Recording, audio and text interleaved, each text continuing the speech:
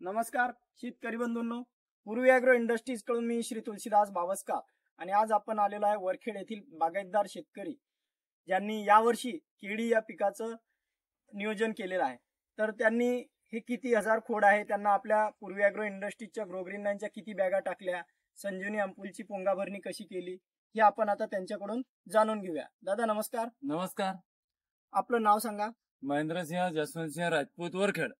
बरोबर। Mobile number 8888 36 74 16। बरोबर। तर आपण ही केळी पिकाची लागवड कधी केली होती? 2 जुलैला केली सर।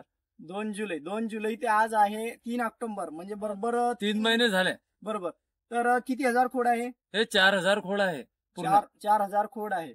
तर तुम्ही पहिल्या डोस मध्ये आपल्या याच्या ग्रोग्रीनच्या किती बॅगा घेतल्या होत्या? ग्रोग्रीनच्या 9 बॅगा घेतल्या होत्या आणि 3 मिराकल घेतल्या होत्या। मिराकल 3 घेतल्या होत्या। आणि परत जो दुसरा डोस टाकला तो किती दिवसानंतर टाकला? तो 1 महिन्याच्या नंतर टाकला। 1 महिन्याच्या नंतर टाकला। तर त्यामध्ये काय घेतलं होतं?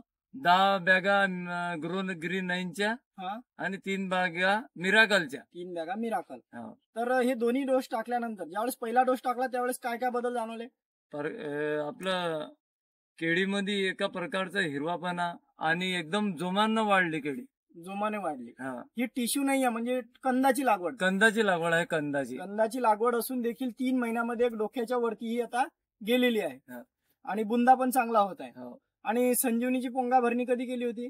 संजीवनीची पोंगा भरणी बरोबर 15 दिवसांमध्ये केली होती। तर त्याच्यामध्ये काय काय बदल जाणवले? त्याच्यामध्ये पोंगा भरणीमध्ये याच्यामध्ये त्याच्या एकदम जोरातनं वाढली। बरोबर। आणि हिरवेपणा बी आला त्याच्यामध्ये। बरोबर। आणि एकदम निरोगी झाले ते। एकदम निरोगी आहे। तर शेतकरी बंधूंना असे हे पूर्वी ॲग्रो इंडस्ट्रीजचे ग्रोग्रीन9 खत आणि मिराकल खत व संजीवनी अंपूल वापरून एक चांगला रिझल्ट या केळी पिकावरती आपण पाहू शकता की आज सर्वची सर्व केळी तुम्हाला एक म्हणजे 4, 5, 6 फुटापर्यंत कुठं तिची वाढ झालेली आहे। धन्यवाद।